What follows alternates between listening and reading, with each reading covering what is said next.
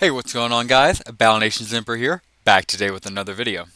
And today, guys, we're going to do one more video in the OG base for now. Kind of got some mixed results on whether or not we want to see new bases or the OG base, so decided I'm going to keep it a mixture of both. So we're going to do one more OG base video, and then we're going to move on to some new different bases. But for this last OG base video, for now at least, wanted to do something special and specifically related to the OG base, and that being Battle Nation's base design. Now, there's a lot I could discuss here, everything from gameplay, to game design to game progression, and of course, we could go over all of that. However, what I mainly want to focus on today, and what I think would be most interesting for you guys to, watch, listen to, and possibly we could all have a discussion about, is what did we enjoy most about it? What did Battle Nations do best about base design? And finally, what would we like to see in the future? So, first starting off, what did I like most about Battle Nations base design? So, full clarity for anybody new here, new to Battle Nations, or maybe just new to me. Um, I played the initial Battle Nations. I was obsessed with mobile games at the time, but Battle Nations was a different breed. I became enthralled with it. Um, I can speak from experience here, at least in 2010 mobile games, which I know what a thing to be able to speak on. But yeah, so I can speak here for most 2010 mobile games when I say Battle Nations brought a lot to the table, and I don't think was given much credit for it, unfortunately. I feel like most games that carved a niche out in that era, or at least was able to carve out a certain identity for their base design or base builder, were able to turn that into a franchise, right? Whether it be a Candy Crush, tile match game, and yes, I know Candy Crush was the first to do it, but they were definitely the ones to, I guess you could say, pull the most crony capitalism with it. If you don't call Tetris that, same umbrella of matchmaking, which I don't, since I consider the three matchmaking to be different than Tesla. But nevertheless, of course, spending way too much time on King. um, yeah, so that's what King did, but of course you also had Clash of Clans, which of course built Supercell up, and of course you still have it running today with Clash Royale and various different other Supercells. Supercell's become a powerhouse within the franchise, right? Within the mobile gaming industry, and I feel for most mobile games of that era, at least in my opinion, if you did something right, if you were the one to become, I guess you could say, the guy in that sort of thing, you were able to build off of it, right? I feel Battle Nations did so many things we've already discussed, from the boss strikes to, the truly limited edition troops, to even things that we just take for granted. Like, for example, let's go to the thing I've been building this entire video, the resource miners, right? So across your base you had all of these distant resources, right? Like raw resources. And I know most of you guys know this, but this is just a cover for anybody new here, or maybe you just want a refresher. So right here, my goodness, can't move. Yeah, right here, okay. Right here is a coral just spot. This is a deposit of stone. Alright, so it is in my base, and if I wanted to mine it, I could buy it for gold, for the in-game gold, non-paid for resource. I could buy a regular stone quarry, of course, place on a stone outcrop to get stone. It doesn't work anywhere except that little crop. If I place it down, it works. Now, it would give me a certain amount of stone per hour. Cool. However, if I was willing to spend nanopods, aka the thing you had to spend money on, I got this bad boy right here. Now, that isn't what made it special. And also, by the way, for anybody wondering who may, again, be new, all of the green buildings are nanopod buildings, and normally are just better versions of the regular buildings, at least in here. Um, and everything else can be built without nanopods, with base resources in the game. But the reason I really love this advanced, these advanced machines and miners is not just because, they, are better than the alternative, better than a regular stone quarter, but I feel with most games it would have been handled in a boost. Like, you would have gone the regular stone quartz, and then, oh, pay nanopods to get a boost where it doubles it, for an hour, or 12 hours, or a day, whatever, and then it's gone for good. Battle Nation set the precedent of you pay for it, you get it forever. This advanced stone quartz, so once you put it down, It was yours forever. You never lost it, and it's going to infinitely put out, forever. It's going to put out more than a regular stone quartz would, which is just something I really appreciate because every single other game at the time, I cannot stress this hard enough, would have made it a boost thing, or they would have made it a time duration thing. So just something as simple as that. I don't want to make this video too much about nanopod units or nanopod buildings, I'm sorry, but I just want to give a quick overlay of some of the more, I guess you could say, unique nanopod buildings. Because, of course, with resources, I mean, you're obviously just trying to get the resource, so all of their nanopod buildings are going to be just higher end, regular Earth. But even in, the shops, you can find some very fun nanopod exclusive items. And let's see if I go to housing. I think, yeah, housing was, of course, you just wanted as much housing, space as possible. And the nanopod ones were basically just more space at the same level.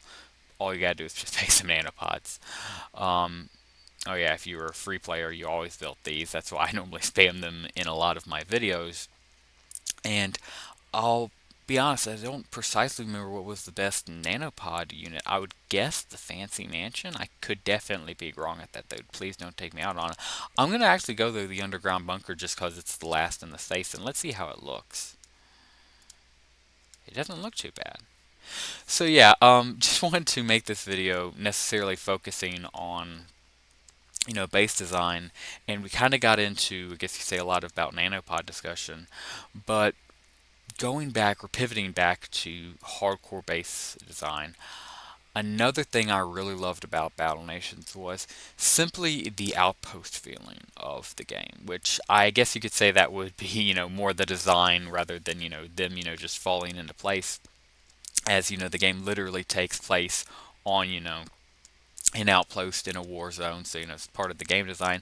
But genuinely, though, I don't think I could be speaking alone. But please let me know down in the comments below. Maybe I am, speaking. I'm going crazy, or maybe you guys feel the same. Please, let me know. But I feel the game captured perfectly the sense of this is an outpost. We are at war. Yeah. Do I want to access all the maps? Sure. Go to Homeworld if I can find Homeworld. One second, guys. So yeah, of course, this is all the maps we have access to. We can do any one of them. Future video, or the next video, actually, we're going to... Oh, dang it. For me to change map, I'd have to save this world and reboot it, which would cancel my loading. All I was going to do is take us to the overworld and just, breathe us through some of the maps. Pretty standard stuff.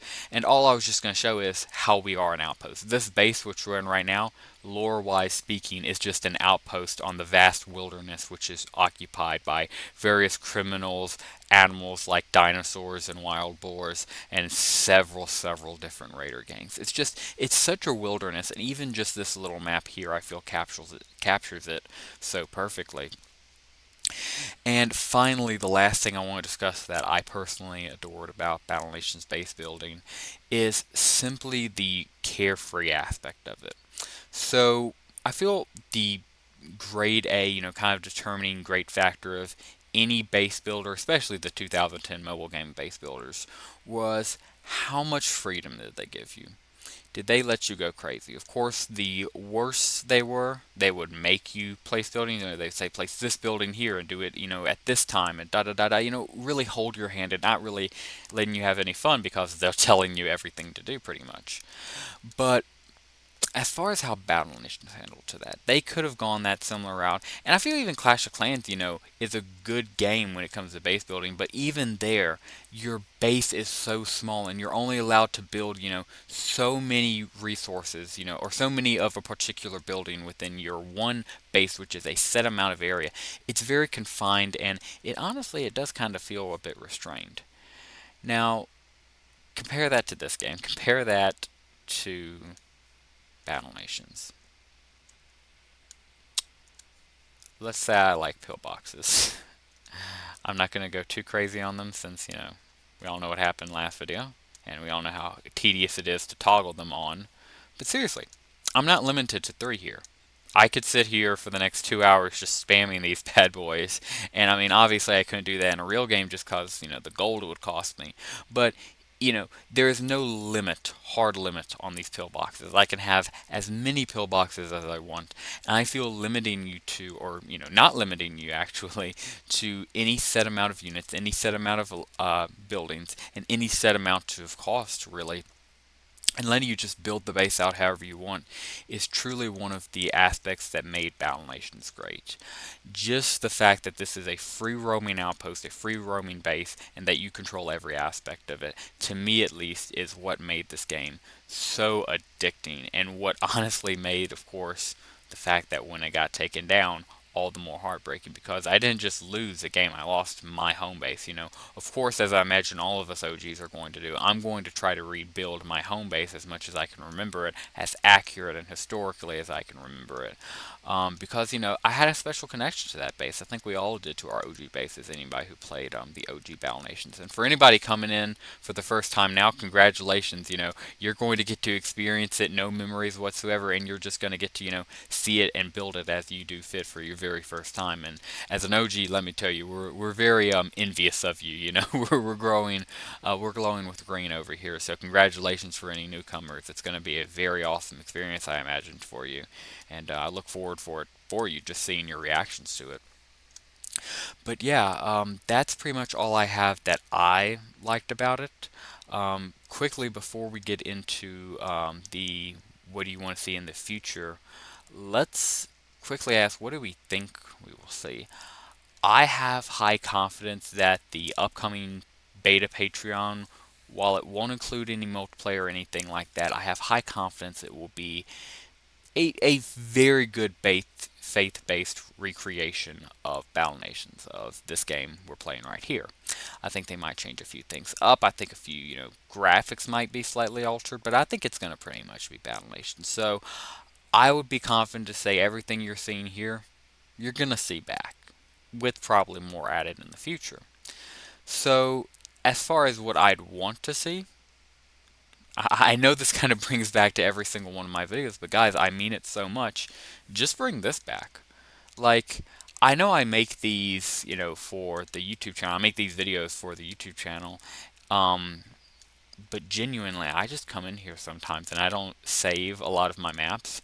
I just come in here, build them up, take a screen cap, and then save that to my phone, look at it throughout the day, and then come back and alter it. And I just kind of build up, what I thought my base would be, or what I'd want my base to look like, I guess you should say, when it comes back, or when Battle Nations comes back. So, honestly, if we get all of this back with, multiplayer, with battles, with everything we knew as Battle Nations, perfectly happy. And again, I am so ready for Battle Nations to come back, because simply this would possibly be the greatest gaming experience I've ever had the pleasure of experiencing, and I'd get to experience it again live. Just this time with all of you guys, with this brand new built up community. So it's going to be a lot of fun, and let's just say I'm looking forward to it. No clue when it's going to be, but whenever it drops, any day now, I am going to no life that closed Patreon beta like there's no business, and I'll be uploading everything on here for you guys. So stick tuned for that. But with all of that being said, I think that'll just about do it for us today, guys. Please comment down below what you'd like to see. Of course, I commented my thoughts, what I personally would love to see from, a future Battle Nations, what I personally liked about the Battle Nations base building, what I'd like to see about it in the future. Again, just please come back. And maybe if I had to throw something new in there, something, particular that I'd like. I'd love to see more, I guess you could say, the resource buildings. I would love to see more thought put into them, I guess you could say, more expansion onto them, because they are by far the simplest of them. And there's nothing wrong with that, because, I mean, by all means, they are just supposed to be, resource facilities. There's nothing too crazy about them. But I think if we could get a little bit more expansion over there, I think it'd be cool. And then also if we could just get more shops. And that's just because I love each one of these shops, even the seasonal ones like the Halloween ones, and the joke ones like the pear fruit gang. So that would be just about for me, but would love to hear what you guys would want to see down below. Also, comment any requests for videos down below that you would have, or any future topic ideas. Would love to read them down below. And with all that being said, I think that will just about do it for us today, guys. Guys, thank you very much for watching today's video if you watched it all the way through. If you are new here, please consider subscribing to the channel and dropping a like down below if you enjoyed today's video. And with all that being said, that will truly do it for us today, guys. Thank you very much for watching, and as always, have a great rest of your day.